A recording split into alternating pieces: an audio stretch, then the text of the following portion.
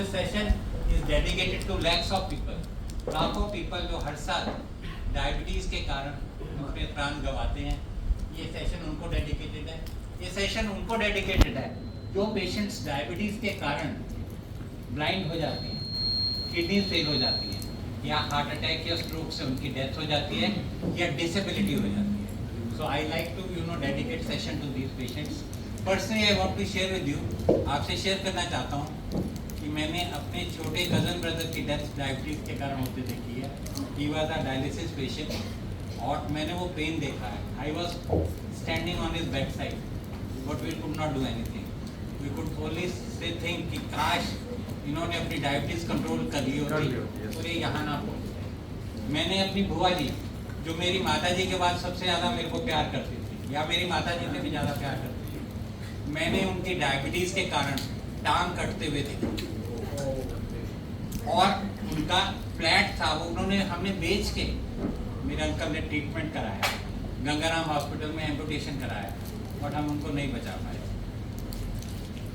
मैंने अपने छोटे चाचा जी को, जो मेरे फादर से 10 साल छोटे, स्ट्रोक के कारण पैरालिसिस होते हुए देखा और अल्टीमेटली 10 साल पैरालिसिस में रहे, then he pass.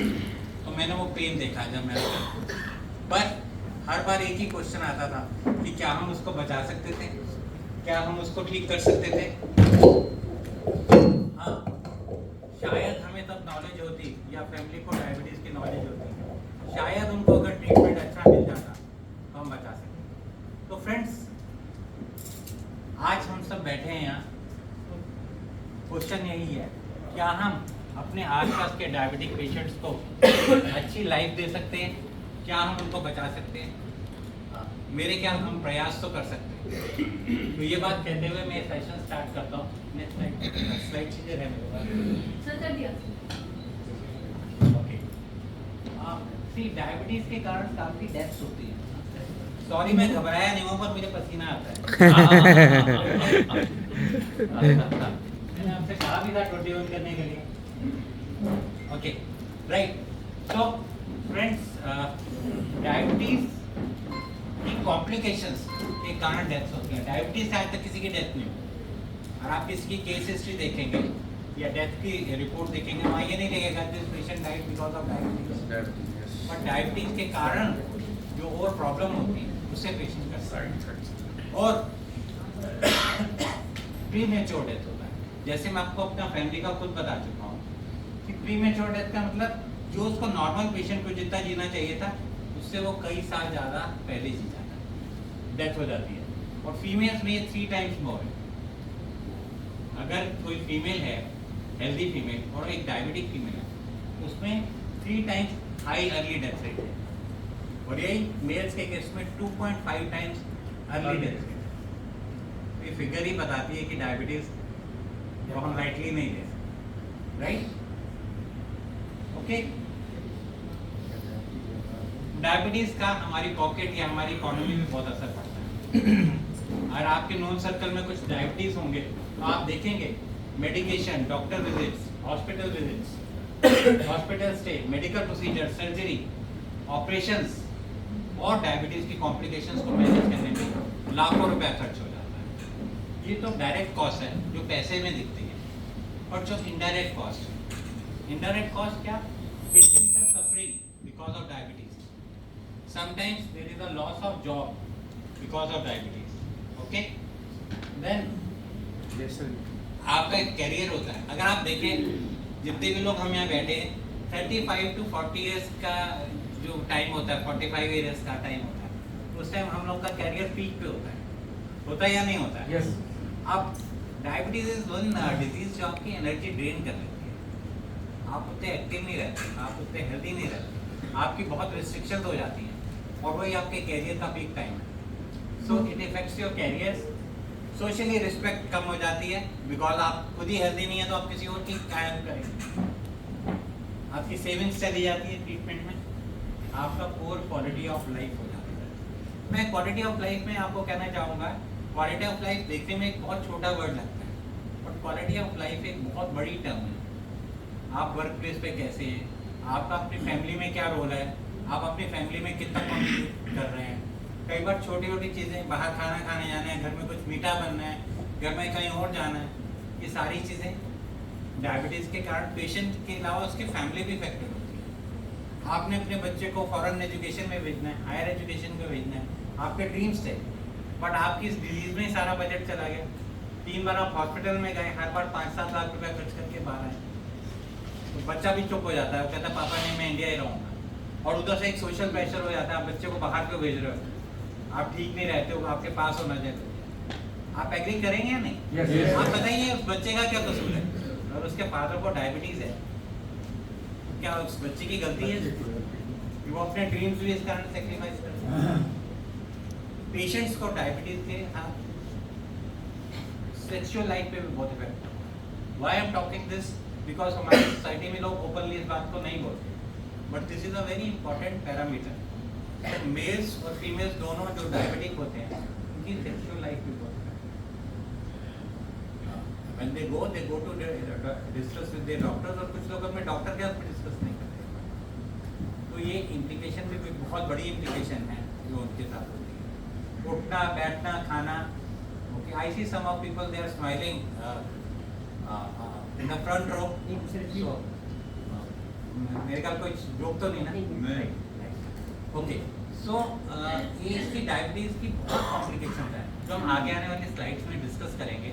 But overall एक डायबिटिक पेशेंट जो है वो नॉर्मल पर्सन की तरह ना बिहेव करता है, ना वो जी पाता है, और उसका फाइनेंशियल इफेक्ट उसके ऊपर, उसकी फैमिली के ऊपर और सोसाइटी के ऊपर बहुत पड़ता है, राइट? तो क्या हम इसको बचा सकते हैं? ये क्यों होता है हम नेक्स्ट स्लाइड्स में देखेंगे। So what does this slide tell you? We can win over diabetes. इतना सब कुछ अंधकार में नहीं है। ये सारी पर्सनैलिटीज जो यहाँ दिख रही हैं, इन्होंने अपने फील्ड में बहुत कुछ अचीव किया। अमिताभ बच्चन डायबिटिक, वसीम अकरम diabetic, okay, Kamal Haasan diabetic, कौन साइड कर दो, फिल्म एक्ट्रेसेस भी हैं। स्लाइड्स परमिट नहीं कर रही थी, okay, and with due regards to all the female sitting here, सबसे ग्लैमरस एक्ट्रेस जो आज भी इतने साल की हो गई और ग्लैमरस लगती है, Rekha, she is diabetic. Sonam is diabetic. Hollywood की मूवीज देखता है कोई? Halle Berry diabetic. And there are many politicians, so I am being told कि आप पॉलिटिक्स की बात मत करो। आप बीजेपी के लीडर का नाम लोगे तो फिर कांग्रेस का भी लेना पड़ेगा, मैं नाम नहीं। So these personalities they were all diabetic, पर इन सब लोगों ने हम नॉर्मल लोगों से भी ज़्यादा काम किया। इन सब लोगों ने 18-18 घंटे काम किया हुआ था। इन्होंने डायबिटीज़ को इम्पैक्ट नहीं करने दिया अपनी normal life. Why? Because they lived a disciplined life.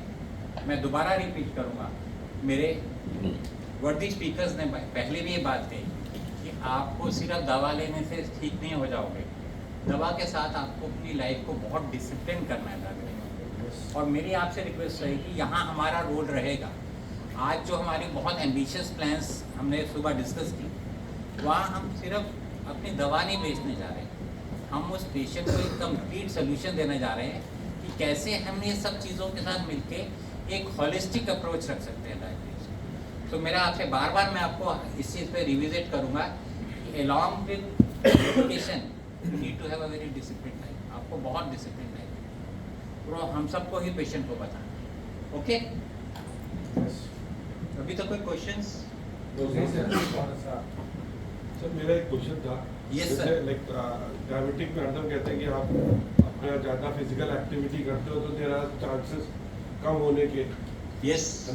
तो वसीम अकरम तो एक ग्रेट फास्ट बॉलर था और उसको 18 साल में डायबिटिक हो गया। तो उससे ज़्यादा फिजिकल एक्टिविटी तो कोई नहीं करता होगा, बट उसको क्यों डायबिटिक हो गया, ये मैं जानता हूँ। Very intelligent question. इस क्वेश्चन का आंसर मेरी 3 स्लाइड्स के बाद है, इफ यू कैन फाइंड। मैं वहाँ जब आऊँगा तो बताऊँगा। Yes, any other question? या शायद यहाँ से कुछ पूछ रहे थे। सर आपने 30 बोला एनी अदर क्वेश्चन? ओके, अब हम थोड़ा सा ये हाँ बताइए ma'am. Genetic okay, welcome to that ma'am, उस पर भी आएंगे आप। डायबिटीज और जेनेटिक्स का बहुत स्ट्रॉन्ग कनेक्शन है और हम उस पॉइंट पे आएंगे। ओके, तो हम थोड़ा एक साइंस की तरफ चलते हैं, राइट। तो आज प्री लंच सेशन में ऑर्गन्स की बात हो रही थी, ऑर्गन सिस्टम्स की बात हो रही थी। तो हम क्या करते हैं, थोड़ा सा साइंस की तरफ जाते हैं। कुछ लोग हमारे यहाँ साइंस के स्टूडेंट्स रहे होंगे स्कूल टाइम में, तो वो वापस हम उनको स्कूल या कॉलेज की तरफ लेके जाते हैं। और जो लोग ने साइंस नहीं पढ़ा उनके लिए एक नई लर्निंग हो जाएगी, राइट। तो मैं बोर्ड में आपको एक सिंपल सी चीज़ समझाना चाहता हूँ पहले। तो फ्रेंड्स, जैसा हम यहाँ रूम में बैठे हैं, राइट, हम बिल्डिंग में बैठे हैं। तो बिल्डिंग बेसिक किस चीज़ से बनती है? कोई भी बिल्डिंग किससे बनेगी? ब्रिक्स से बनती है। ऐसे हमारी जो बॉडी है वो भी एक स्ट्रक्चर है। तभी जैसे ब्रिक्स हमारी बिल्डिंग का बेसिक स्ट्रक्चर होता है, उस तरह हमारी बॉडी में सेल्स होते हैं।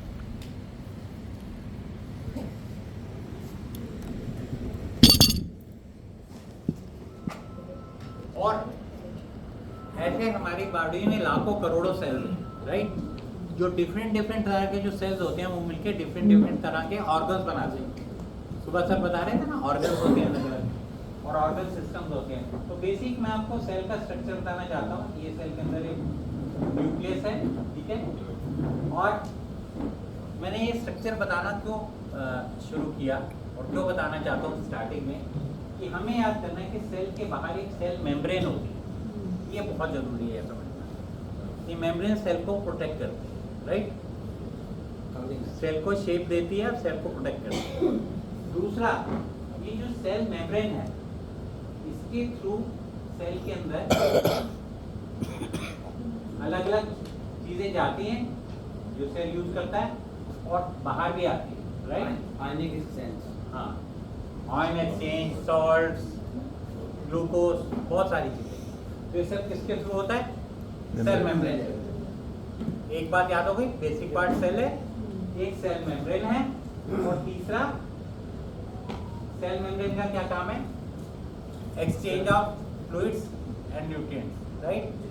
मतलब जो हमें खाना है वो अंदर जाएगा, ग्लूकोज, और डाइजेस्ट होके सेल से बाहर आएगा, मेटाबोलाइज, राइट। यस। अब जो सेल मेम्ब्रेन है इसका बहुत इंपॉर्टेंट रहता है रोल, इसलिए क्योंकि ये सेलेक्टिव होती है। कुछ चीज़ों को अंदर जाने देगी, कुछ को नहीं जाने देगी। लास्टली ये सेल मेम्ब्रेन बनती है फॉस्फोलिपिड से। किससे बनती है?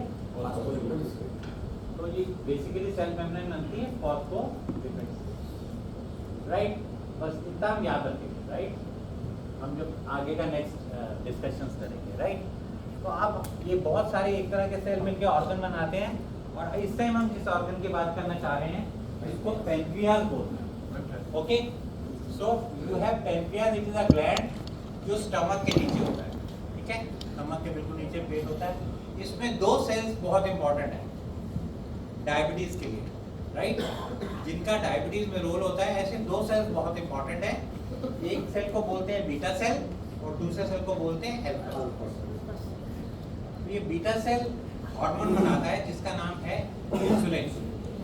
बीटा सेल हार्मोन बनाता है जिसका नाम इंसुलिन है, और अल्फा सेल्स हार्मोन बनाता है जिसका नाम ग्लूकागॉन। इंसुलिन कब बॉडी को चाहिए होती है? जब हम खाना खाते हैं। जैसे हमने खाना खाया तो बॉडी में बहुत सारा ग्लूकोज इकट्ठे आ जाता है, राइट। तो इंसुलिन बॉडी में रिलीज होता है, और जब ग्लूकोज का लेवल बॉडी में कम हो जाए, जब बॉडी में ग्लूकोज का लेवल कम हो जाए तो कौन सा हार्मोन रिलीज होता है? ग्लूकागॉन। ये बात क्लियर हो? इसके ये दो चीजें आपको याद करनी है, दो हार्मोन्स, इनके यूज हम आगे बार बार करेंगे। सो पेनक्रियाज एक बहुत इंपॉर्टेंट ऑर्गन है हमारी बॉडी में, जो दो हार्मोन्स बनाता है जो ग्लूकोज का कंट्रोल करते हैं, एक का नाम है इंसुलिन और दूसरे का नाम ग्लूकोगॉन। ग्लूकोगॉन। ये हमारा न्यूट्रोसुलिन के मैकेनिज्म में भी आएगा ये वाला पार्ट, इसलिए मैं थोड़ा टाइम लगा रहा हूँ, राइट। अब इंसुलिन कब रिलीज होगी? जब ग्लूकोज लेवल हाई होगा। हाई होगा, जैसे हम खाना खाएंगे तो, Intake ठीक है। और जब खाना खाए हुए कुछ टाइम हो गया, ग्लूकोज लेवल कम हो गया, तो glucagon release, right? Clear? Yes. Okay. आप मेरे को जहाँ चाहे रोक सकते हैं। अब इंसुलिन बॉडी में कैसे रिलीज होती है, उसका पैटर्न क्या है? तो जैसा कि आप यहाँ देख रहे हैं कि आपने खाना खाया, तो खाना जैसे आपने ब्रेकफास्ट, लंच, डिनर 3 मील्स लिए, तो जैसे आप खाना खाएंगे ग्लूकोज का लेवल बहुत ज़्यादा हो जाता है, तो ये इंसुलिन के लेवल ज़्यादा होते हैं। और जैसे आपने खाना खा के अब ग्लूकोज का लेवल कम हुआ, तो इंसुलिन का लेवल भी कम हुआ। आप देख पा रहे हैं? Yes. एक क्वेश्चन पूछ सकता हूँ, just to see whether we are awake और नॉट। तो ये जो पेशेंट है जिसका हमने यहाँ इंसुलिन लेवल खाया है, ये सबसे हल्का मील कौन सा खाता है patient? Maybe lunch lunch इन तीनों मील में सबसे हल्का मील कौन सा है? लंच लंच लंच सर, इन तीनों मील को छोड़ के जो ये टुटपुट खाते हैं वो वाले मील हल्के डिनर में हैवी ब्रेकफास्ट Lunch. हल्का टुटपुट सर बेसिकली लाइक हम जैसे घर से हैवी खाना खा के निकलते हैं सेल्स के लोग, Yes. दिन में खाया या नहीं खाया, और फिर राइट। सो ये सोच कर रहा है, and I think we were all awake. Let's clap for ourselves here. Okay, साथ में देखिए, जब हम खाना नहीं खा रहे, राइट, जब हम खाना नहीं खा रहे तो भी बॉडी को इंसुलिन चाहिए होती है। हम रात को जब सो रहे हैं तब भी बॉडी को इंसुलिन चाहिए। तो मैं ये कहना चाह रहा हूँ कि 24 आवर्स में इंसुलिन बॉडी में रिलीज होती रहती है पैनक्रियाज से। ये जो मैंने आपको पीक्स दिखाई, ये तो मील रिलेटेड है, राइट। हमने यहाँ लिखा भी है मील। नीचे आप देख रहे हैं, ये इंसुलिन जो है ये सारा दिन 24 घंटे रिलीज होती है थोड़ी थोड़ी। ये इंसुलिन क्यों चाहिए होती है?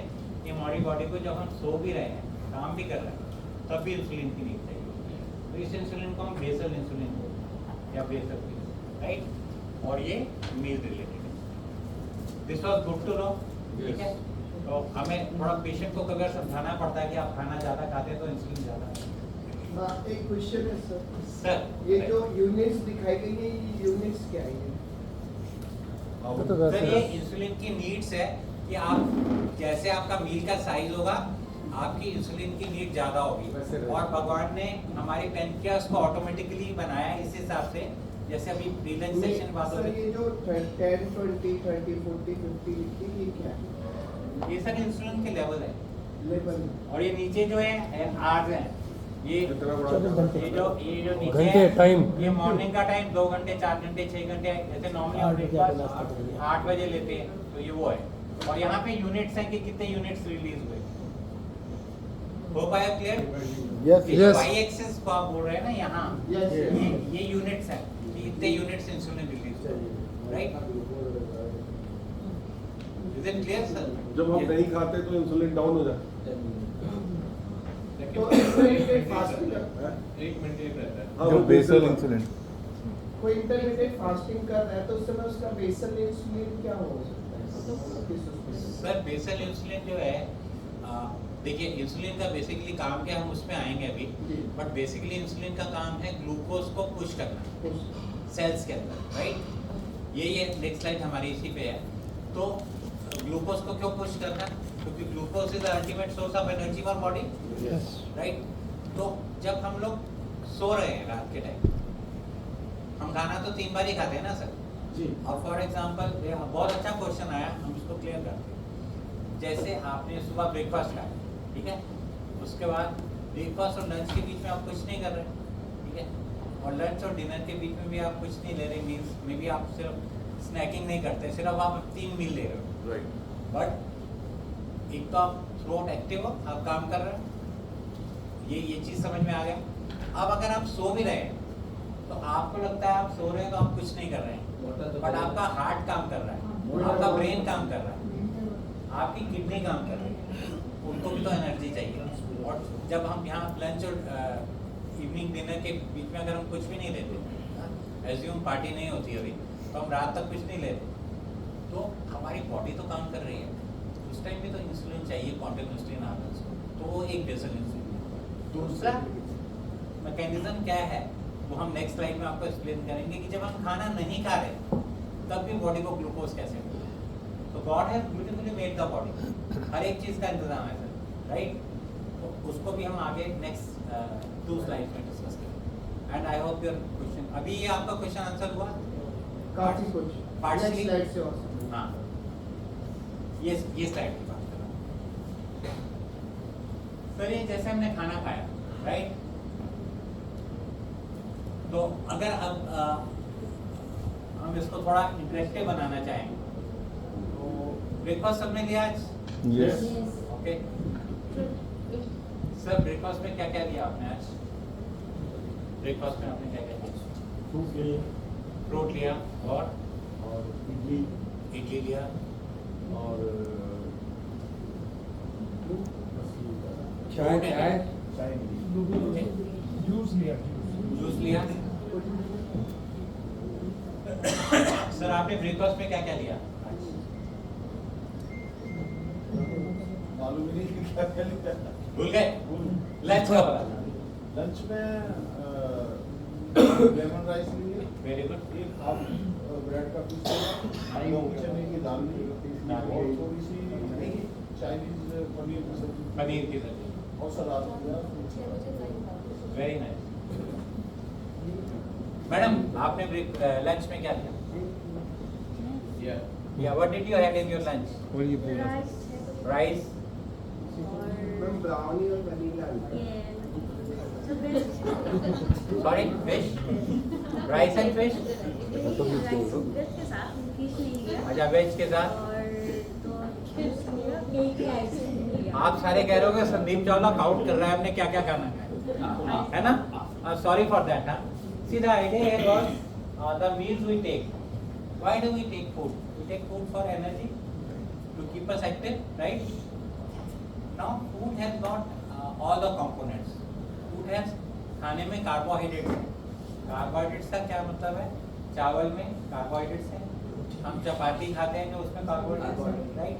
बेसिकली अगर आप देखें, हम लोग मीटिंग्स में हम कितनी भी बात कर लें अच्छी सी, हम बड़ी हेल्थ कॉन्शियस करें, नोइंगली और अननोइंगली हमारी फूड का 60% पार्ट कार्बोहाइड्रेट होता है। 2 से 3 चपाती हम खाते हैं और आधा या 1 प्लेट राइस का हम खाते हैं। यहाँ आते हैं हमारे पास बहुत ऑप्शंस हैं, चॉइसेस हैं, बट नॉर्मल एक बात करते हैं, राइट। और जो लोग बहुत ज़्यादा प्रिविलेज नहीं हैं वो तो सिर्फ 7-8 रोटी और थोड़ा सा अचार और सब्जी भी खा लेते हैं। वो काम करते हैं, बहुत करते हैं, नहीं करते हैं, या सिर्फ चावल और थोड़ा सा कुछ खा लेते हैं, उनको ब्रोकली या सैलेड तो नहीं मिलता, राइट, और सारा दिन काम भी करते हैं। सो फ्रेंड्स, हमारी फूड में जो मैक्सिमम एनर्जी आती है वो कार्बोहाइड्रेट, राइट। तो ये जो आपने पनीर खाया या फिश खाया या चिकन खाया, what is this? This is protein, right. So protein हो गया, और जो हमने अगर पूरी खाया उसमें घी डाला, बटर डाला, वो फैट्स हो गया, राइट। सो ये तीनों कंपोनेंट्स रहते हैं हमारी। But basically if you ask me, major component carbohydrates ही है। किसी ने आलू भाजी खाया उसमें भी carbohydrates, right. Then you have dal and all which is protein. So हम यहाँ basically when we talk about diabetes we talk about carbohydrates. तो कार्बोहाइड्रेट्स जो हैं वो हमने खाए, वो ग्लूकोज बन जाता है, राइट। अब मैं आपको ये समझाना चाह रहा हूँ, या मैं आपको जर्नी दिखा रहा हूँ कि ग्लूकोज कैसे ट्रेवल करता है। जो हम खाना खाते हैं उसका क्या होता है? तो ये ग्लूकोज कार्बोहाइड्रेट से ग्लूकोज बनेगा, राइट। नाउ ग्लूकोज कहाँ जाएगा? यहाँ से ब्लड में। अभी तक कहाँ था? स्टमक में था, ठीक है, ये स्टमक है, पेट है, राइट। तो ग्लूकोज या कुछ भी जो हम खाएंगे वो सिंपल फॉर्म में कन्वर्ट होकर ब्लड में जाता है। और ब्लड से कहाँ जाएगा सर? ब्लड से कहाँ जाएगा? थोड़ा सा ऐसे ही सेल ब्लड से सेल्स में जाएगा। सेल्स में क्यों? क्योंकि सेल्स के अंदर ही तो अल्टीमेटली एनर्जी चाहिए हमें, राइट। जो भी हम खाना खा रहे हैं वो अल्टीमेटली कहाँ जाना चाहिए? सेल्स के पास जाना चाहिए। तो सेल्स में एनर्जी जाएगी। तो अभी ये हमने जो ग्लूकोज लिया ये कहाँ आ गया? सेल्स में ब्लड में आया, स्टमक से। अब जैसे ग्लूकोज ब्लड में आया, राइट, ये ब्लड वेसल है और ये ब्लड में आ गया, पेनक्रियास को सिग्नल चला गया। क्या गया पेनक्रियास को सिग्नल? कि ये ग्लूकोज का लोड आ गया बॉडी में। तो पेनक्रियास को सिग्नल क्या आया? आप इंसुलिन बनाओ। मैंने आपको बताया था पहले की स्लाइड में, जैसे ही ग्लूकोज का लेवल बढ़ेगा इंसुलिन रिलीज हो जाएगी। तो ये इंसुलिन रिलीज होगा। अब इंसुलिन का क्या रोल रहेगा? ये इंसुलिन इस ग्लूकोज को पुश करेगी सेल्स में। So what is the function of insulin? Insulin is a sort of carrier which pushes glucose into the cells. तो ये सबको क्लियर होना चाहिए बात। ये तो हमारी बॉडी में इंसुलिन का क्या काम है? एक काम है, और भी काम है, हम आगे आएंगे। ग्लूकोज को सेल्स में पुश करें। तो ये हमने बॉडी में सारे सेल्स हैं, पर हमने मेन जो सेल्स जहाँ ग्लूकोज यूज हो रहा है हम आपको वो दिखाना चाहते हैं। देखिए, तो आपने खाना खाया, खाना खाने के बाद ग्लूकोज ब्लड में आया, ब्लड से जब ग्लूकोज ब्लड में आया पेनक्रियास को सिग्नल गया। क्या सिग्नल गया? इंसुलिन। इंसुलिन का क्या काम है? वो सेल्स में ग्लूकोज पुश करना, तो और ग्लूकोज से क्या बनेगा? एनर्जी। एनर्जी। सर ये क्लियर हो गया सबको? अब मैंने जैसे आपको कहा था ये एनर्जी तो हमें मिल गई। अब पूरे दिन का काम कैसे होगा? क्योंकि ब्रेकफास्ट और लंच और डिनर के बीच में हम लोग खाना नहीं खा रहे। तो जो यस सर, किसने बताया? Very nice. तो ये जो एक्स्ट्रा ग्लूकोज है ये बॉडी में स्टोर होगा 3 जगह, मेजर 3 साइट्स जहाँ ये सारा ग्लूकोज स्टोर होगा। सबसे पहले लीवर में स्टोर होगा, लीवर में स्टोर होगा, ठीक है। तो सब लीवर का क्या है? जितना लीवर का साइज है, जैसे ये मेरे पास कप है या ये बॉटल है, इसमें कितना पानी आएगा? जितना इसकी कैपेसिटी होता है 100 ml। तो लीवर की कैपेसिटी है उसमें उतना ही ग्लूकोज आएगा। अब उसके बाद जो ज़्यादा ग्लूकोज स्टोर होता है वो मसल्स में, और हमारी बॉडी के जो फैट सेल्स होते हैं जिनको हम साइंटिफिकली एडिपोज वहाँ पे भी स्टोर होता है। सो बॉडी में 3 मेजर साइट्स है ग्लूकोज की स्टोरेज की, liver, skeletal muscles and fats. अब ये जो एक्स्ट्रा ग्लूकोज था ये इन 3 पार्ट्स में स्टोर हो जाएगा। कहाँ कहाँ? Liver, muscles, adipose tissue.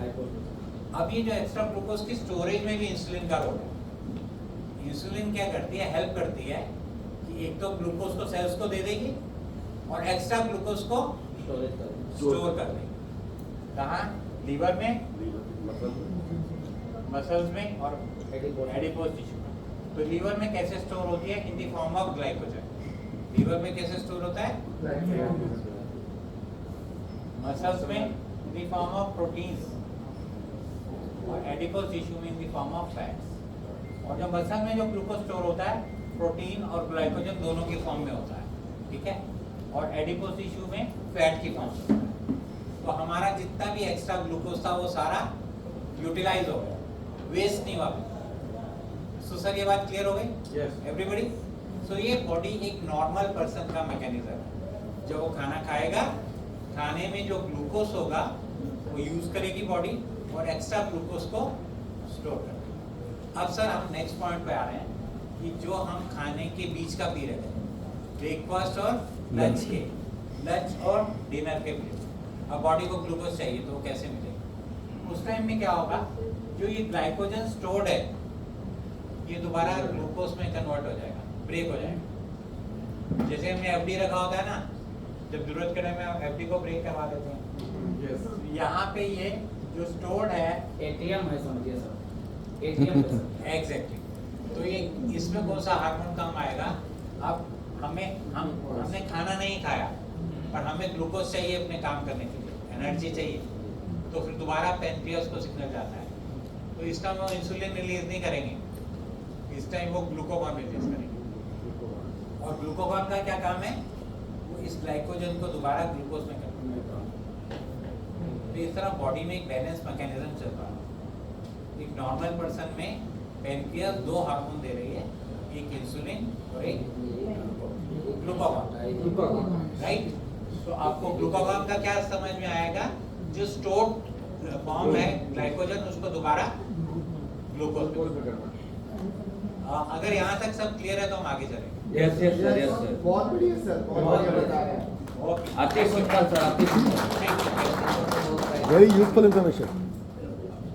Okay sir, simple language में समझा रहा हूँ। हाँ, नहीं, सर अब क्या है, हम समझते हैं कि इंसुलिन का क्या रोल है। बेसिकली हम कहते हैं, मैंने आपको सेल क्यों बताया, ये हमारी बॉडी का एक सेल है, राइट? ये इसका डोर है, राइट? तो जो हम यहाँ डोर दिखा रहे हैं, यहाँ भी ये सेल मेम्ब्रेन थी। अब ग्लूकोज को अंदर जाना है, हमने खाना खाया, ग्लूकोज आया, अब इस ग्लूकोज को अंदर जाना है। तो इंसुलिन एक तरह की चाबी है जो इस डोर को खोलेगी और डोर खुलेगा और ग्लूकोज सेल के अंदर चला जाएगा, right? Yes. So it is a key which opens the door for the glucose. So इसका मतलब ये है कि अगर इंसुलिन नहीं है तो ये डोर बंद रहेगा और ग्लूकोज बाहर घूमता रहेगा, राइट? ठीक है, सो ये बात क्लियर होगी ना बॉस? तो क्या है कि अगर हमारी बॉडी में इंसुलिन अच्छे से बन रही है और काम कर रही है तो ग्लूकोज सेल्स को अच्छे से मिलेगा। आप खाना खाएंगे, ग्लूकोज बनेगा, सेल्स को ग्लूकोज मिलेगा और आप एनर्जेटिक रहेंगे।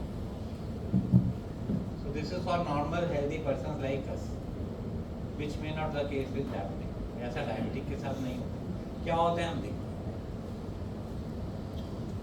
सो सबसे पहले डायबिटीज मेलाइटिस नाम कैसे पड़ा? ये हिंदी का तो नहीं है वर्ड, है ना? हिंदी में क्या बोलते हैं? मधुमेह। मधुमेह। ये ग्रीक वर्ड है, ग्रीक वर्ड है जिसमें मेलाइटिस कहते हैं हनी को, मेलाइटिस कहते हैं हनी को, और डायबिटीज कहते हैं साइफिन। साइफिन मीन्स किडनी। तो पहले इतनी टेस्टिंग वेस्टिंग नहीं होती थी ना सर। जी। क्या होता था, कुछ पेशेंट्स जो यूरिन करते थे, ठीक है, पेशाब भी बाहर करने जाते थे सर, बहुत सालों पहले की बात कर रहे हैं। वहाँ भी तब मोदी जी नहीं आए थे और इंडिया में भी तो मोदी जी बहुत लेट आए, तो लोग बाहर जाते थे। मैंने तो प्रेसिडेंट हाउस के सामने भी किसी को यूरिनेट करते देखा है। हम लोग तो अब थोड़े कॉन्शियस हो गए सब लोग, राइट? तो जब हम ये लोग बाहर यूरिनेट करते थे तो क्या होता था, उस जगह में चींटियां आ जाती थी, तो हम कहते थे इसका स्वीट यूरिन है, तो और ये डायबिटिक है। कितने सालों तक जो डायबिटीज टेस्ट करने का तरीका यही था कि यूरिन को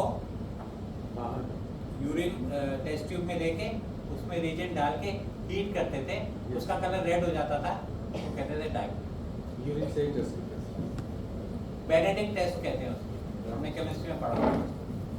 अब तो ग्लूकोमीटर आ गए और ब्लड टेस्टिंग का तरीका ठीक, तो तब यूरिन के थ्रू टेस्ट करते थे।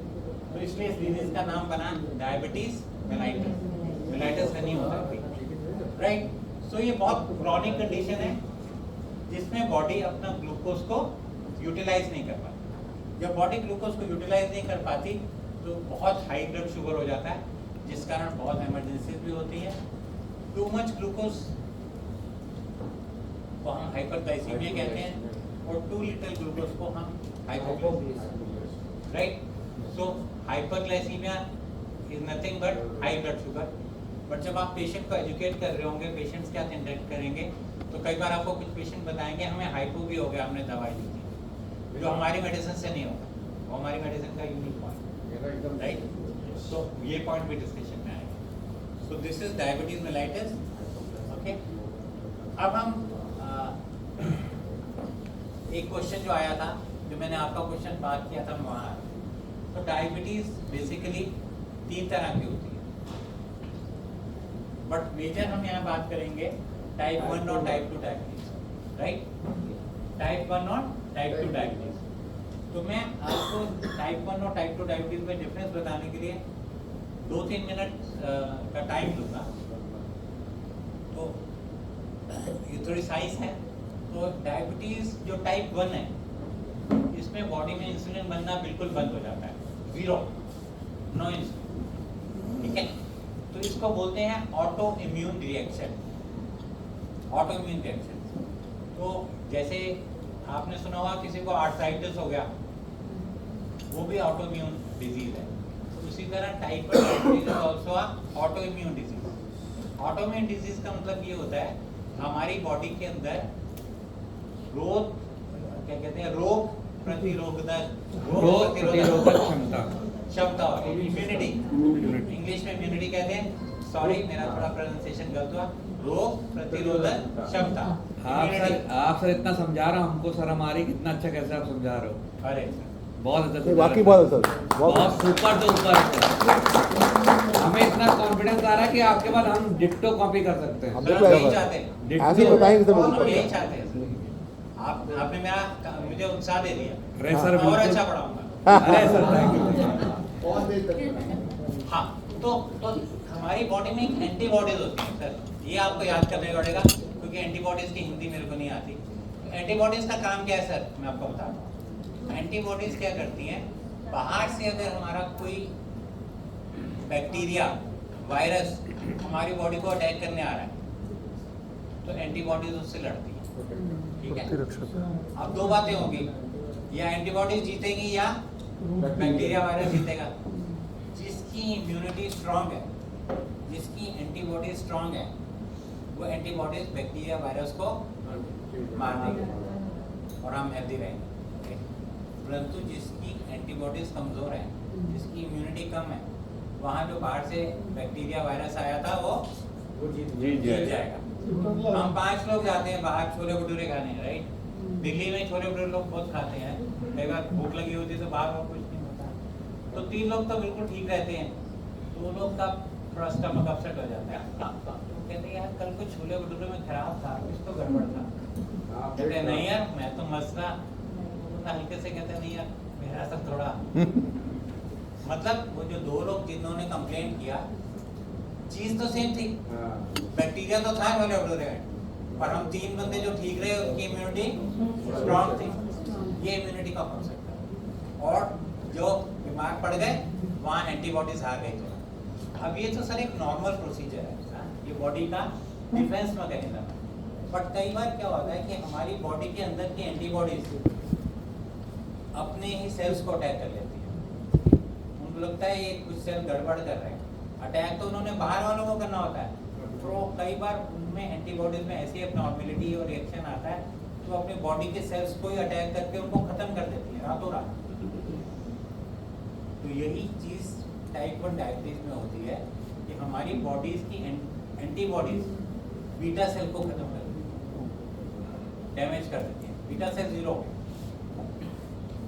सर, जब बीटा सेल 0 हो गया तो क्या होगा, 0 पेशेंट को उठता है, अगले 2-3 दिनों में उसकी हालत ऐसी हो जाती है कि ना वो जो कुछ भी खाता है उसका ब्लड शुगर बहुत हाई, और उसकी यूरिनेशन, पेशाब नहीं रुकती, होती रहेगी। वो जो सर बता रहे थे ना, बार बार यूरिन जाना पड़ रहा था जब 600 शुगर हो गई, तो उस बच्चे की या उस यंग बंदे की हालत ऐसी होती है। नॉर्मली टाइप 1 डायबिटीज 30 साल तक की एज तक, राइट। अब उसको ये हालत हो रही है क्योंकि इसकी बॉडी में इंसुलिन बन ही नहीं रही। जब इंसुलिन बन नहीं रही तो क्या होगा, आपको बाहर से इंसुलिन लेनी पड़ेगी, राइट। तो क्योंकि उसके बीटा सेल 0, इस कंडीशन को टाइप 1 डायबिटीज कहते हैं। और ऐसे पेशेंट्स को बाहर से इंसुलिन देनी पड़ती है। अब हमारे वसीम अकरम जी जो हैं, he is a type 1 diabetes and he is on insulin. तो इसीलिए मैंने आपसे कहा कि आपका मैं क्वेश्चन पार कर। इसी तरह सोनम भी टाइप 1 डायबिटीज, ठीक है। अब और ये जनरेशन से भी आते हुए सर ये तो ऑटो में है, भगवान की कंडीशन क्या? नहीं अचानक ही होता है तो बॉडी में, शुरू से नहीं होता।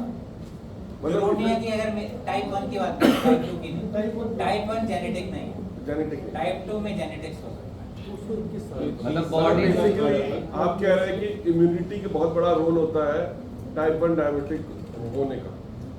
इम्यून सिस्टम इम्यूनिटी का अचानक खराब कमजोर हो जाता है। हाँ। मतलब हमारे सिस्टम के अंदर एक वायरस आ गया जो अपने सिस्टम को खराब कर दिया। एग्जैक्टली, जैसे कंप्यूटर में वायरस है। राइट। ऐसी और भी बीमारियां होती हैं, जैसे आर्थराइटिस होती है। आर्थराइटिस सुना है आपने? रूमेटॉइड आर्थराइटिस गठिया रोग, गठिया बोलते हैं। इवन थायराइड भी सर गई है नहीं thyroid hormone disorder. Hormone antibodies को प्रतिरक्षक जो ना प्रणाली को उनमें जॉइंट्स डैमेज हो जाते हैं, जॉइंट्स जो होते हैं ना, रूमेटॉइड आर्थराइटिस में जॉइंट्स डैमेज हो जाते हैं। वाई बाजी का जॉइंट सारे अंगूठे हाँ पकड़ से सर जाता इसमें कोई रिसर्च नहीं हुआ, ऐसा होता है भी ऑटोमेटिक डिसऑर्डर हो जाता है। सर ये इसके बारे में कोई रिसर्च नहीं हुई, अगर पता चल जाएगा फिर तो हम होने ही नहीं देंगे, कोई ऐसी वैक्सीन बना देंगे आप कुछ, अभी इस पे रिसर्च नहीं। तो सर ये हम कह सकते हैं कि टाइप 1 डायबिटीज में अगर ये हमने खाना खाया तो जो ग्लूकोज तो होगा और इंसुलिन बिल्कुल नहीं होगी। अगर इंसुलिन नहीं होगी तो सेल के अंदर ग्लूकोज नहीं जाएगा और सारी प्रॉब्लम हो जाएगी। डायबिटीज को चेक करने के टेस्ट होते तो इंसुलिन को चेक करने के टेस्ट होते हैं। टेस्ट होता है। और सर ये एक्चुअली क्या है कि जैसे आपका अचानक डैमेज ही हो गया तो टाइप 1 का सिम्टम के बेस पे पता चलता है। जब बच्चे की या पेशेंट की हालत इतनी खराब हो गई कि वो कुछ खा रहा है, उसको डाइजेस्ट नहीं हो रहा, उसको यूरिनेशन रुक नहीं रही उसकी, तो उसको हॉस्पिटल ले जाना ही पड़ता है। वहीं जाके टाइप 1 डायग्नोस या डॉक्टर के पास लेके जाओगे तो डॉक्टर इमीडिएटली टेस्ट से डायग्नोस कर देगा। और उसमें कीटोन बॉडीज वगैरह भी उसके बहुत सारी चीज़ें होती हैं जिससे पता चल जाता है। ये नहीं है टाइप 2 में नहीं पता चलता। मैं उस पर भी आऊँगा टाइप 2 और टाइप 1 में क्या फर्क है। तो टाइप 2 डायबिटीज में क्या है, हमारी इंसुलिन बन रही है पर कम बन रही है, और दूसरा अगर बन रही है तो क्वालिटी इफेक्टिव। अच्छी नहीं। टाइप 1 और टाइप 2 में मेन मोटा डिफरेंस है। टाइप 1 में 0 इंसुलिन, टाइप 2 में इंसुलिन इज देयर, या तो कम बन रही है क्वालिटी और अच्छी अगर बन रही है तो वो इफेक्टिव नहीं है। उसका आंसर हम नेक्स्ट की स्लाइड में, राइट। तीसरी डायबिटीज होती है जेस्टेशनल डायबिटीज। ओके, ये प्रेगनेंसी के दौरान कुछ पेशेंट्स में ये डायबिटीज हो जाती है। ओके, और इसका क्या है, जेस्टेशनल डायबिटीज को हम इग्नोर नहीं कर सकते। अगर जेस्टेशनल डायबिटीज को ट्रीट ना करा जाए तो कई बार अबॉर्शंस हो जाते हैं या जो बच्चा पैदा होगा वो एबनॉर्मल होगा। तो जेस्टेशनल डायबिटीज के पेशेंट को भी कॉन्टिन्यूस डॉक्टर से जाके इलाज कराना पड़ता है और ब्लड शुगर को कंट्रोल में रखना पड़ता है। मोस्टली जेस्टेशनल डायबिटीज में इंसुलिन दी जाती है क्योंकि ओरल मेडिकेशन 3rd मंथ के बाद अलाउड ही नहीं होते प्रेगनेंसी में, तो इंसुलिन दी जाती है। 4th मंथ भी नहीं होता sir. First trimester. Okay, fine. So is this clear? Yes. Now that we have seen all this, हम एक आपको एक AV भी दिखाते हैं। हमने कुछ AV बनाई है और गुंजन मैडम का बहुत हेल्प मिला हमें उसमें। तो एक ऑडियो विजुअल हम आपको दिखाते हैं ताकि साइंस थोड़ी और सिंप्लीफाई हो जाए। Ma'am, can we have the AV? Pancreas. Sound.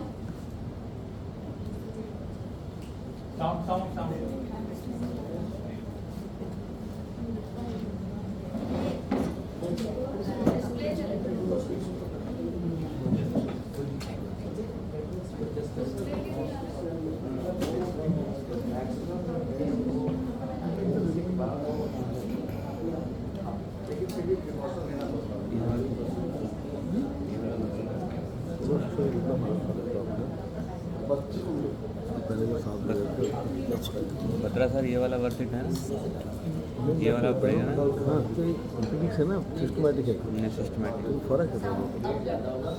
उनका पता क्या, उनका था ओवरऑल लाइफ के बारे में। All right. हाँ So please pay attention. सादा पॉइंट है।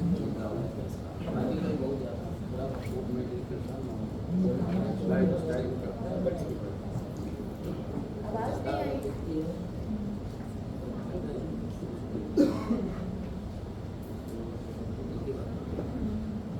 सरिता मैम,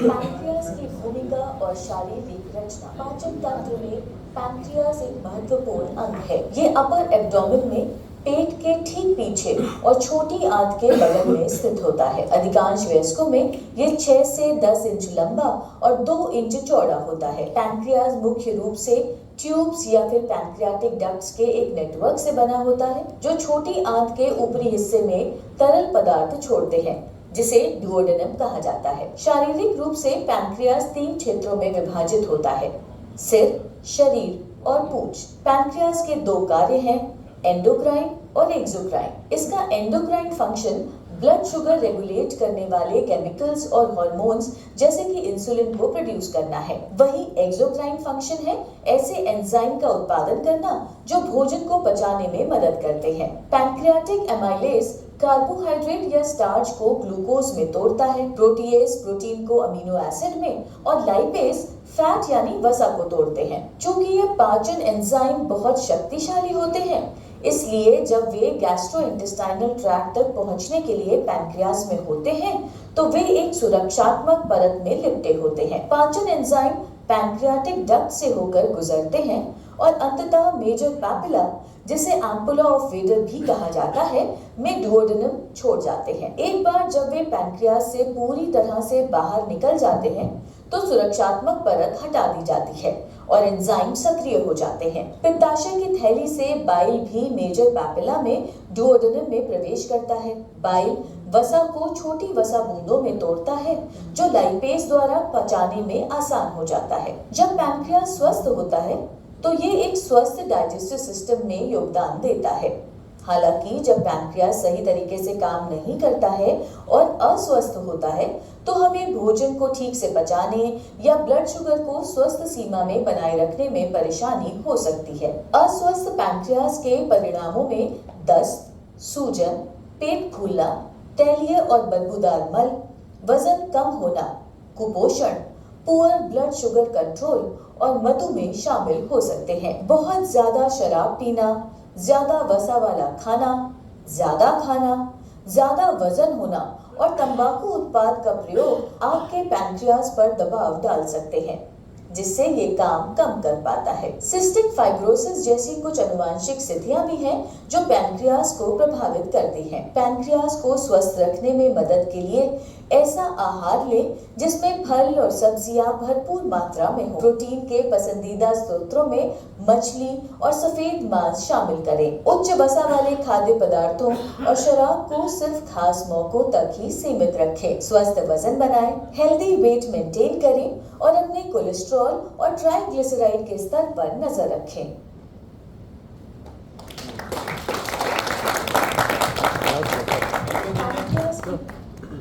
शराब को बिल्कुल मना नहीं किया। आज खास मौकों तक सीमित किया आज खास होता है और आज शाम को वो खास मौका है। अब पहचान लिया कौन कौन रहा है। एक लेने के बाद कंट्रोल करें। Okay friends, so let's come back. Yes sir. Continuity रहेगा।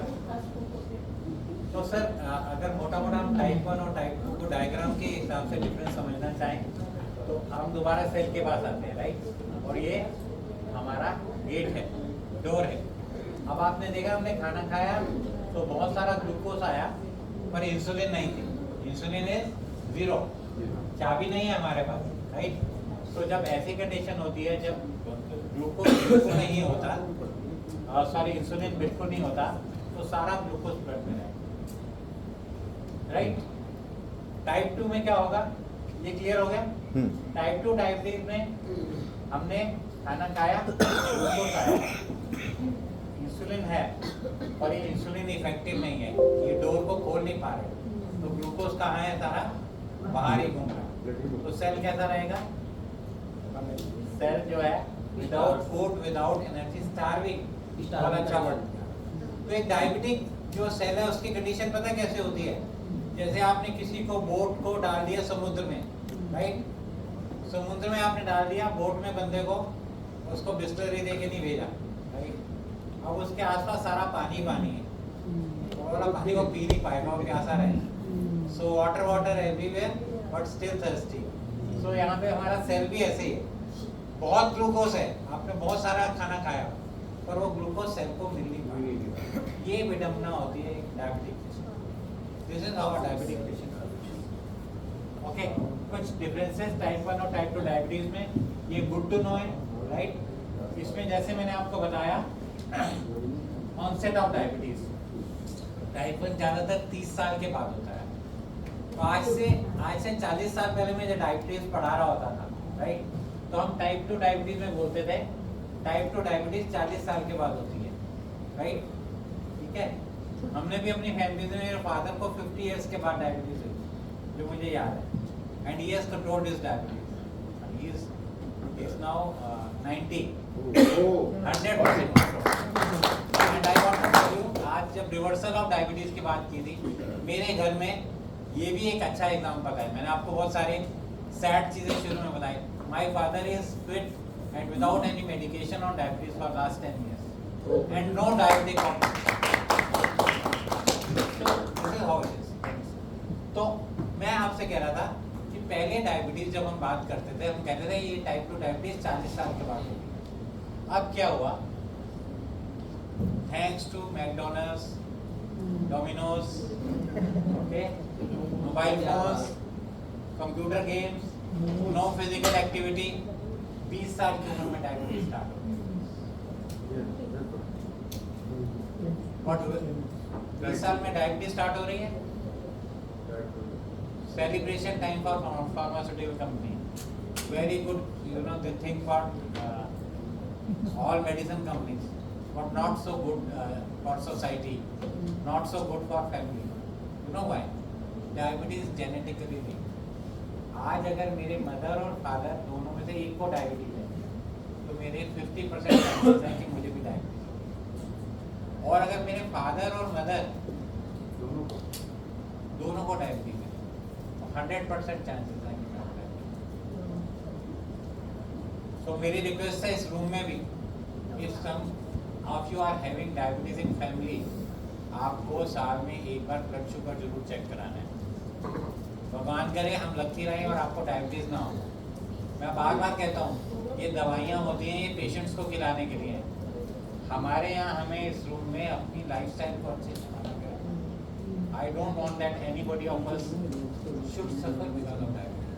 Okay, and I have told you, I am very fortunate that my father could win over this disease.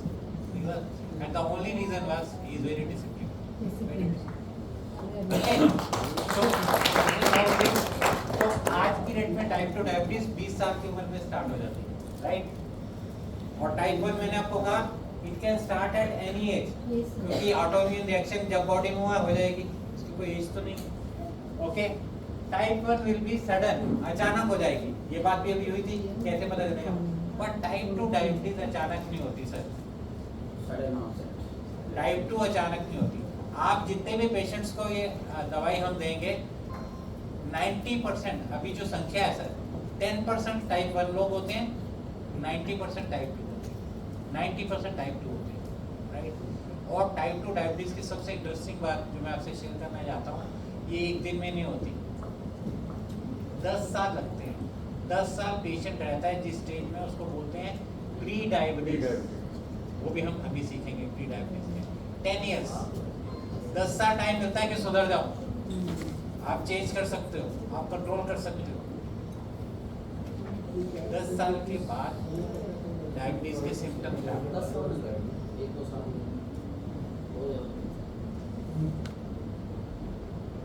और 10 साल का सर कैसा है, मैं वो मैकेनिज्म भी आपसे डिस्कस करूंगा। सो दिस इज टाइप 1 के जो सिम्टम्स होते हैं सीवियर होते हैं क्योंकि अचानक होती है, टाइप 2 के ग्रेजुअल होते हैं। टाइप 1 में नॉर्मली पेशेंट पतला होता है, थिन होता है।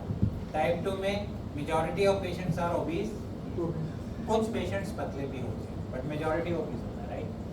सो जैसा मैंने आपको बताया, type 1 is a autoimmune disorder, type 2 में it is not a autoimmune. C peptide अगर हम ब्लड टेस्ट करें, जैसे आप कह रहे थे, टाइप 1 वाला जो पेशेंट है उसमें सी पेप्टाइड नहीं होता। C peptide is the marker of insulin synthesis. Type 2 में सी पेप्टाइड्स होते हैं क्योंकि इंसुलिन बनता है, ठीक है। सो ये कुछ डिफरेंसेस थे। अब हम बहुत इंपॉर्टेंट चीज़ पे आ रहे हैं। टाइप 2 डायबिटीज का सबसे बड़ा कारण, what is the reason of type 2 diabetes? Okay, broadly हम 3 कारण बोलते हैं, और जो सबसे पहले वाला कारण है जिसके कारण टाइप 2 डायबिटीज होती है, जो सबसे इम्पोर्टेंट कारण है, यहाँ पे भी हमारी मेडिसिन काम करती है, राइट, वो इंसुलिन रेजिस्टेंस है। आप कहेंगे इंसुलिन रेजिस्टेंस क्या होता है? इंसुलिन रेजिस्टेंस का डायरेक्ट कनेक्शन जो है वो ओबेसिटी से है। जितना हमारा वेट ज़्यादा होगा, जितनी ओबेसिटी होगी, उतना हमारी बॉडी में इंसुलिन रेजिस्टेंस होगा। अब इंसुलिन रेजिस्टेंस है क्या? इंसुलिन रेजिस्टेंस को अगर हम बिल्कुल सिंपल भाषा में कहें, हमारी बॉडी इंसुलिन बना रही है बट वो इंसुलिन इफेक्टिव नहीं, इंसुलिन इफेक्टिव नहीं है। वो इंसुलिन इफेक्टिव क्यों नहीं है वो भी हम अभी डिस्कस करेंगे, बट मोस्टली ये ओबीज पेशेंट्स में इंसुलिन रेजिस्टेंस की प्रॉब्लम होती है, और अगर वेट ज़्यादा होगा उसके कारण इंसुलिन रेजिस्टेंस होगी, इंसुलिन रेजिस्टेंस होगी उसके कारण diabetes, right? So clear? So broadly अगर हम बात करें, डायबिटीज के 3 कारण हैं। एक सबसे बड़ा कारण हम डिस्कस कर चुके हैं कि हमारी पैंक्रियाज इंसुलिन कम बना रही है, हमारे पैंक्रियाज इंसुलिन कम बना रही है। दूसरा कारण इंसुलिन रेजिस्टेंस, हमारी मसल्स और सेल्स में ग्लूकोज अंदर नहीं जा पा रहा क्योंकि इंसुलिन रेजिस्टेंस है। और तीसरा कारण हमारा लीवर ग्लूकोज ज़्यादा बना रहा है। ये इस पर भी मैं 2-3 मिनट लेना चाहूँगा क्योंकि ये ज़रूरी है, यहाँ पे भी हमारा प्रोडक्ट काम करता है। जैसा कि हम लोगों ने अभी डिस्कस किया था शुरू की कुछ स्लाइड्स में, अगर मैं आपको पीछे लेके जाऊँ, कि जो हम एक्स्ट्रा खाना खाते हैं, जो एक्स्ट्रा ग्लूकोज है वो बॉडी में 3 जगह स्टोर होता है, fat cells, liver, muscles. So we have a wonderful group. What a nice recap. आप समझा अच्छा रहे हो, हम लोग ऐसे इतने अच्छे हैं नहीं। ये तो ये खुद कभी नहीं करते सर। सो हम लीवर पे आते हैं। लीवर में ग्लूकोज स्टोर होता है, और लीवर का क्या काम होता है? 2 टाइम पे सर। एक, जब हम खाना नहीं खा रहे, ब्रेकफास्ट और लंच के बीच का टाइम, लंच और डिनर के बीच का टाइम, और एक जब हम रात को सो रहे हैं, उस टाइम हमारी बॉडी की ग्लूकोज की नीड है वो लीवर कंप्लीट करता है। लीवर धीरे धीरे ग्लूकोज छोड़ता रहा। ये सबको क्लियर हो गया sir? So I will once again repeat, in between the meals and during the time when we are sleeping, जब हम सो रहे हैं और मील्स के बीच का टाइम, उस टाइम लीवर बॉडी को ग्लूकोज। बट टाइप 2 डायबिटीज में क्या होता है? लीवर डिफेक्टिव हो जाता है, वो सारा टाइम ग्लूकोज छोड़ता है ज़्यादा। जिस टाइम हम खाना खा रहे हैं, लंच कर रहे हैं, उस टाइम ग्लूकोज नहीं चाहिए लीवर से, क्योंकि ऑलरेडी इतना सारा ग्लूकोज आ गया, तब भी छोड़ रहा है ना? और रात के टाइम जितना छोड़ना चाहिए उससे ज़्यादा छोड़ रहा है, जिसको कहते हैं एक्सेसिव हेपेटिक ग्लूकोज। तो ये बहुत इम्पोर्टेंट कारण होता है डायबिटीज में ग्लूकोज बढ़ने का। यहाँ पे भी हमारी दवाई साइंटिफिकली प्रूवन है, स्टडी बहुत अच्छे से, राइट? तो मेरे ख्याल अब साइंस ज़्यादा हो गई, बट स्टिल मैं आपको 2-3 कारण और बताऊंगा डायबिटीज़ के, उसके बाद आपको बहुत अच्छी ये भी दिखाएंगे। सबसे पहले हमने आपको बताया impaired glucose secretion, beta cell जो है इंसुलिन बना नहीं रहे। दूसरा हमने आपको बताया कि बीटा सेल इंसुलिन तो बना नहीं रहे पर ग्लूकागॉन ज़्यादा बना रहे हैं, क्योंकि ग्लूकागॉन तो अच्छी चीज़ नहीं है ना, जब चाहिए तब तो ठीक है, अदरवाइज तो अच्छी चीज़ नहीं है। तीसरा, हमारा लीवर जो है वो ग्लूकोज ज़्यादा बना रहा है, राइट? लीवर ज़्यादा ग्लूकोज बना रहा है, और हमारी मसल्स जो है वो ग्लूकोज का अपटेक नहीं ले पा रहे। मसल मतलब स्केलेटल मसल्स, आपको याद है स्केलेटल मसल्स में भी हमने बताया था ग्लूकोज स्टोर होता है। जब इंसुलिन रेजिस्टेंस होती है तो स्केलेटल मसल्स ग्लूकोज नहीं ले पाते। और डायबिटीज़ में मैंने आपको बताया था, डायबिटीज़ में 3 जगह इंसुलिन काम कर रही है, स्केलेटल मसल पे, लीवर पे, एडिपोज पे। एडिपोज टिश्यू पे क्या काम कर रही है? फैट्स का स्टोरेज कर रही है, राइट? आपको याद है हमने बात की थी। अब सर ये बहुत इंटरेस्टिंग जगह मैं आपको ले जा रहा हूँ, जो बहुत ज़रूरी है जब आप पेशेंट को समझाओ और हमारी अंडरस्टैंडिंग के लिए। डायबिटिक पेशेंट्स में फैट्स का स्टोरेज और मेटाबॉलिज्म डिस्टर्ब हो जाता है। जो हमने खाने में फैट्स खाए थे वो लीवर में और एडिपोज टिश्यू में स्टोर हो जानी चाहिए, पर क्योंकि इंसुलिन नहीं बन रही पूरी, वो जो फैट्स है वो ब्लड में आ जाते हैं, ब्रेकडाउन हो। तो जो ये फैट्स ब्लड में आ जाते हैं सर, उसके बाद क्या होता है, ब्लड वेसल्स के अंदर सारे फैट्स जाके डिपॉजिट हो जाते हैं। जब फैट्स ब्लड वेसल्स जिनको हम आर्टरीज बोलते हैं उसमें जाके डिपॉजिट हो जाते हैं और ब्लॉकेज करते हैं, तो आने वाले टाइम में पेशेंट्स में हार्ट अटैक, स्ट्रोक, ये प्रॉब्लम होती है, राइट। तो ये एक डायबिटिक पेशेंट में स्ट्रोक और हार्ट अटैक के चांसेस 2 times more, 2 गुना ज़्यादा as compare to normal, 2 times more। Why? क्योंकि फैट्स का मेटाबॉलिज्म। तो ये हम आपको बता रहे हैं कि डायबिटीज में ये सारे। अच्छा, इसका उल्टा होता है, हार्ट प्रॉब्लम डायबिटिक कर सकती है? नहीं, वो नहीं। पर डायबिटिक पेशेंट जो है उसमें 100% ऐसा है कि होगा ही होगा हार्ट का, पर अदरवाइज नहीं है, उल्टा नहीं। ठीक है जी, डन सर, डन। तो विल रिक्वेस्ट कुंजन मैम एक अंडरस्टैंडिंग डायबिटीज वाला।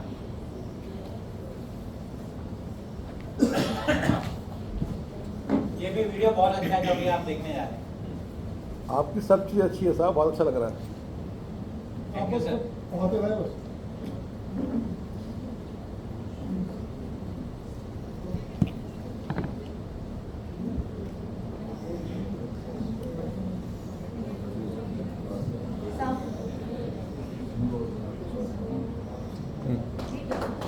बहुत बढ़िया।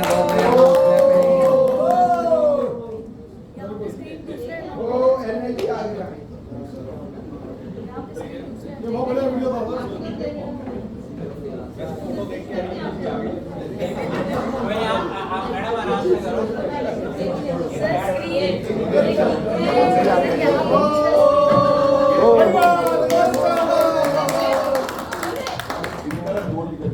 सर ये गलत है सर, ये गलत है सर, ये गलत है, ये बहुत। अरे ये बहुत कम लोग की उल्टी करते हैं, इनका भी मौका मिलना चाहिए। वहाँ पे स्क्रीन दूसरा लगा है, यहाँ पे कुछ और आ रहा है। ये यही तो होना चाहिए। शाम वाली स्लाइड्स लग गई। ये तो शाम को चलने से पहले दिखा दो था। ये हाथ नहीं गए यार। ये ऐसा लग रहा है कि पैर की चीज हाथ में आ गई है। स्क्रीन डुप्लीकेट नहीं हो ये बाहर क्लोन करिए, क्लोन।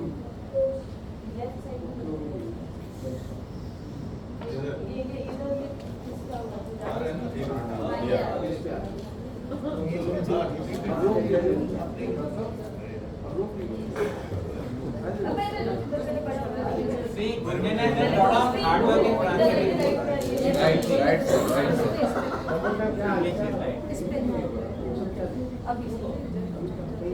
Yes. टू डायबिटीज क्या है? टाइप 2 डायबिटीज एक मेटाबॉलिक डिसऑर्डर है जिसमें ग्लूकोज के रूप में शुगर हमारे शरीर में कोशिकाओं द्वारा ईंधन के रूप में उपयोग किए जाने के बजाय रक्त में जमा हो जाती है। जब हम खाना खाते हैं तो खाना हमारे डाइजेस्टिव सिस्टम से ब्रेक होता है और न्यूट्रिएंट मॉलिक्यूल्स बन जाता है, जो फिर बॉडी के इस्तेमाल के लिए डाइजेस्टिव ट्रैक्ट से एब्जॉर्ब हो जाता है। जो खाना कार्बोहाइड्रेट्स या वेरियस शुगर्स कंटेन करते हैं वो ग्लूकोज में ब्रेक हो जाते हैं। ग्लूकोज हमारे बॉडी के कई ऑर्गन्स के लिए एक इम्पॉर्टेंट फ्यूल सोर्स है, लेकिन ग्लूकोज को फ्यूल के रूप में इस्तेमाल करने के लिए ग्लूकोज मॉलिक्यूल को पहले सेल्स के अंदर जाना पड़ता है। पैनक्रियाज इंसुलिन नाम का एक हार्मोन प्रोड्यूस करता है जो एक केमिकल मैसेंजर है और ग्लूकोज को सेल्स में एंटर करने में मदद करता है। जैसे ही हम खाना खाते हैं तो ब्लड ग्लूकोज लेवल्स बढ़ने पर इंसुलिन ब्लड स्ट्रीम में रिलीज होता है और ग्लूकोज को ब्लड से सेल्स में ट्रांसफर करने के लिए प्रोसेसेस को ट्रिगर करता है। टाइप 2 डायबिटीज में सेल्स इंसुलिन को रेजिस्ट करने लगते हैं और ग्लूकोज एब्सॉर्ब करने के लिए उसके मैसेज को इग्नोर करते हैं। इस कंडीशन को इंसुलिन रेजिस्टेंस कहा जाता है। और टाइप 2 डायबिटीज में पैंक्रियाज वो ज्यादा इंसुलिन प्रोड्यूस नहीं कर पाता जो रेजिस्टेंट सेल्स को ग्लूकोज लेने के लिए ट्रिगर करे। डायबिटीज का सबसे नोटिसेबल सिम्टम है फ्रीक्वेंट यूरिनेशन और एक्सेसिव थर्स्ट। दूसरे सिम्टम्स में वीकनेस, ड्राउजीनेस और ब्लर्ड विजन इंक्लूड होता है। ये सब ब्लड में केमिकल इम्बैलेंसेस की वजह से होते हैं जो हाई ब्लड ग्लूकोज लेवल से रिलेटेड होते हैं। लगभग 4 में से 1 लोग को पता ही नहीं होता कि उन्हें ये डिजीज है। डायबिटीज को अर्ली स्टेज में डायग्नोज करना बेहद जरूरी है। समय के साथ high blood glucose blood vessels को डैमेज कर सकता है जो उन ऑर्गन्स को डैमेज करते हैं जिनको ये वेसल सप्लाई करते हैं और हेल्थ कॉम्प्लिकेशंस हो सकती है। स्मॉल या माइक्रो ब्लड वेसल्स का damage vision problems, site loss, nerve damage और किडनी डिजीज का कारण बन सकता है। लार्जर या मैक्रो ब्लड वेसल्स का डैमेज कार्डियोवैस्कुलर प्रॉब्लम्स जैसे कि हार्ट डिजीज, स्ट्रोक और पुअर ब्लड सर्कुलेशन का कारण बन सकता है। ओवर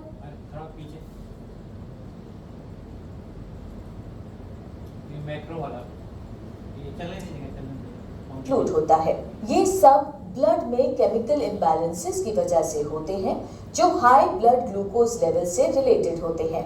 लगभग 4 में से 1 लोग को पता ही नहीं होता कि उन्हें ये डिजीज है। डायबिटीज को अर्ली स्टेज में डायग्नोज करना बेहद जरूरी है। समय के साथ high blood glucose blood vessels को डैमेज कर सकता है जो उन ऑर्गन्स को डैमेज करते हैं जिनको ये वेसल सप्लाई करते हैं और हेल्थ कॉम्प्लिकेशंस हो सकती है। स्मॉल या माइक्रो ब्लड वेसल्स का damage vision problems, site loss, nerve damage और किडनी डिजीज का कारण बन सकता है। लार्जर ये आपको मैं इसलिए दिखाना चाह रहा था, अगर आप यहाँ ये देख रहे हैं, ये जो है ब्लड वेसल है, ये कोलेस्ट्रॉल जमा हुआ है।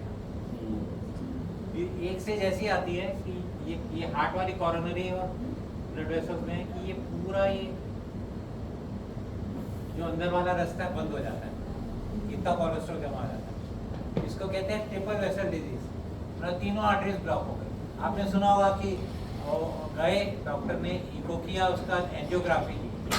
एंजियोग्राफी में उन्होंने कहा आपको तो ट्रिपल वेसल डिजीज है, आपकी तीनों आर्टरीज ब्लॉक है, अब आपको या तो स्टंट लगेंगे या फिर आपको बाईपास कराना। आपने सुना होगा बड़ा प्रॉब्लम। अब ये एक दिन में नहीं होता, इसको कम से कम 20 साल 20 ईयर्स हमें बहुत मौका देता है भगवान कि आप सुधर जाओ। क्योंकि मैं आपको बताऊं सबसे बड़ी प्रॉब्लम क्या है कि हमारे यहाँ एक तो अभी जैसे डाटा था 50% लोगों को पता ही नहीं होता कि उनको डायबिटीज है। इंडिया वर्ल्ड में जितनी डायबिटीज है ना सर, अगर वर्ल्ड में 6 लोगों को डायबिटीज है तो उसमें से 1 डायबिटिक इंडियन है, 1 आउट ऑफ 6, इतना इंडिया में प्रेवलेंस है। और 50% लोगों को यही नहीं पता होता कि हमें डायबिटीज है। 2 रीजन है, या तो अफोर्ड नहीं कर सकते या इग्नोरेंस है। कितने लोग हैं जो जिनके यहाँ कंपलसरी है कि आप हर 25 साल की उम्र के बाद 25 की उम्र के बाद हर साल ब्लड चेक कराओ मेडिकल? नहीं। कितने हमारे यहाँ कौन कर जाता है? आइडियली होना चाहिए। मेरा आप सबसे अभी भी ये रिक्वेस्ट है, अगर आपके घर में किसी को डायबिटीज है, फैमिली हिस्ट्री है, आप एक बार साल में सब ब्रदर सिस्टर्स अपना रूटीन सारा चेकअप करो। बिकॉज 10 साल बाद सिम्टम आते हैं और 20 साल बाद ये वाली प्रॉब्लम आती है। तो हमने 20 साल तो लूज ही कर दिया ना सर, जो हम कर सकते थे अवेयरनेस और नॉलेज, राइट मैन। सेल्स का डैमेज कार्डियोवैस्कुलर प्रॉब्लम्स जैसे कि हार्ट डिजीज, स्ट्रोक और पुअर ब्लड सर्कुलेशन का कारण बन सकता है। ओवरवेट और इनएक्टिविटी टाइप 2 डायबिटीज के मेजर कॉजेज हैं।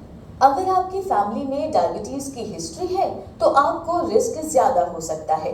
कुछ एथनिक पॉपुलेशंस भी टाइप 2 डायबिटीज डेवलप करने के लिए ज्यादा रिस्क पर होती हैं। आखिरी में कुछ मेडिकेशंस भी डायबिटीज का रिस्क बढ़ा सकती हैं, जैसे कॉर्टिकोस्टेरॉइड्स, थियाजाइड डाययूरेटिक्स और वो कुछ ड्रग्स जो मेंटल इलनेस ट्रीट करने के लिए इस्तेमाल किए जाते हैं। साथ ही कुछ एंटी रेट्रोवायरल्स जो HIV इन्फेक्शन ट्रीट करने के लिए इस्तेमाल होते हैं। संक्षेप में, टाइप 2 डायबिटीज एक मेटाबॉलिक डिसऑर्डर है जिसमें ग्लूकोज के रूप में शुगर हमारे शरीर में कोशिकाओं द्वारा ईंधन के रूप में प्रयोग किए जाने की बजाय रक्त में जमा हो जाती है। अगर टाइमली डायग्नोज या फिर इसे ट्रीट नहीं किया गया तो टाइप 2 डायबिटीज कई हेल्थ कॉम्प्लिकेशंस का कारण बन सकती है। ओके। टाइप 2 डायबिटीज क्या है? टाइप 2 डायबिटीज एक मेटाबॉलिक हाँ हो गया।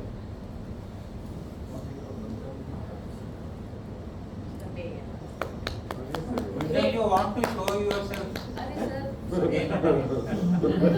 We understand that. No issue. Okay.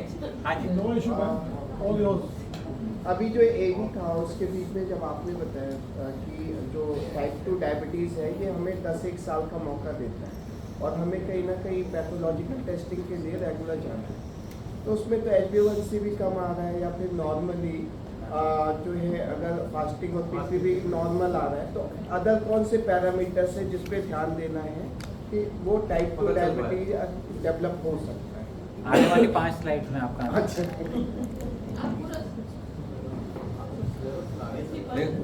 Sir ये वाली ट्रेनिंग सर कितने साल से दे रहे हो आप? जैसे क्या हो रहा है ना 100 पन्ने उसमें बताया अच्छा तुम्हारा वाला ना वो 96 पन्ने में चौथी लाइन में तुम्हारा आंसर रखा हुआ है ऐसे पर आपको एक बड़ी इंटरेस्टिंग बात बता रहा हूँ कि ये जितनी भी स्लाइड्स हैं ये हमारे नोएडा के ऑफिस में बनी है अपनी टीम को दिमाग में रखते हुए। जी जी। जो स्पेशली आप लोग के प्रोडक्ट के हाँ मैं डॉक्टर्स ट्रेनिंग भी काफ़ी लेता हूँ तो हमने कोशिश किया है कि सिंप्लीफाई करें और हमारा तीसरे कट में आके जिसमें पूरी टीम का कॉन्ट्रीब्यूशन पूरी टीम के लिए